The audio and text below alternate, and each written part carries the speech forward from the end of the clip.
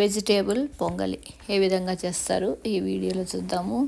దీనికి గాను దాల్చిన చెక్క, లవంగం, బిర్యానీ ఆకు ఈ విధంగా కూరలనే తీసుకున్నాను.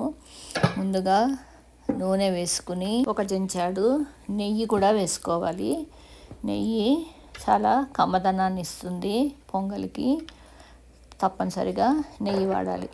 ముందుగా ఒక బిర్యానీ ఆకు వేసి, ఒక 4-5 లవంగాలు వేసి, ఒక 2-3 చిన్న దాల్చిన చెక్క ముక్కలు కూడా వేయాలి. వేసిన తర్వాత దీంట్లో మనము తరిగి పెట్టుకున్న కూరలన్నీ ఒక తర్వాత ఒకటి వేసుకోవాలి.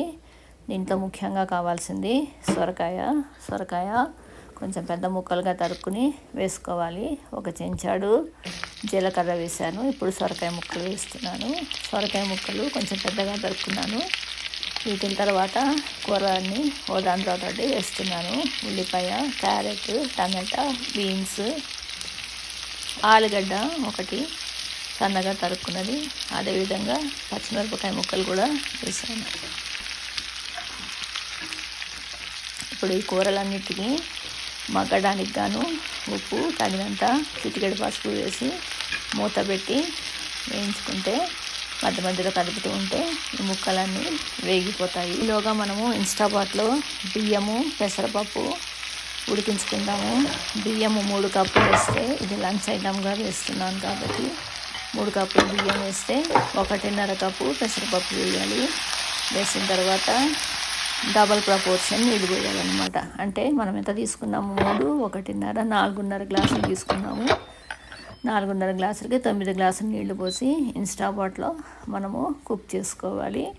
ఈ లోపల మనకి అన్నము, పప్పు కుక్ అయిపోతుంది. ఇప్పుడు ముక్కలన్నీ వేగిపోతున్నాయి. ముక్కలన్నీ ఉడికిపోతున్నప్పుడు మనము ఒక చిన్న అల్లం ముక్క తీసుకుని కోరి ఇందులో వేసుకోవాలి. ఈ విధంగా. అదేవిధంగా 1-2 వెల్లుల్లిపాయ రెబ్బలు, ఇది మన ఇష్టమైతే వేసుకోవచ్చు, ఇలా తెలియదు. ఈ వెల్లుల్లిపాయ రెబ్బలు సన్నగా తరుక్కుని ఈ విధంగా వేసుకోవాలి.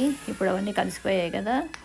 చివరిగా అన్నం కూడా వేసి కలిపేసేసుకుని దీంట్లో నేతిపోపు పెట్టుకోవాలి. నెయ్యి వేసి జీలకర్ర, ఆవాలు, ఇంగువ, మిరియాలు, ఎండుమిరపకాయలు, కరివేపాకు పోపు వేసేసి పైగా ఈ పోపుని ఈ అన్నం పైన వేసేసి ఒక్కసారిగా కలుపుకుంటే మనకి ఈ వెజిటేబుల్ పొంగలి రెడీ అయిపోతుంది. ఈ వెజిటేబుల్ పొంగల్తో పాటుగా మనము రైతాతో సర్వ్ చేసుకుంటే చాలా బాగుంటుంది. కీర సన్నగా తరుక్కుని పెరుగులో కలుపుకొని ఉప్పు వేసేసుకుని సన్నగా తరిగిన పచ్చిమిరపకాయలు, కొత్తిమీరతో గార్నిష్ చేసుకుంటే రైతా తయారైపోతుంది. లంచ్ ఐటమ్గా చాలా బాగుంటుంది.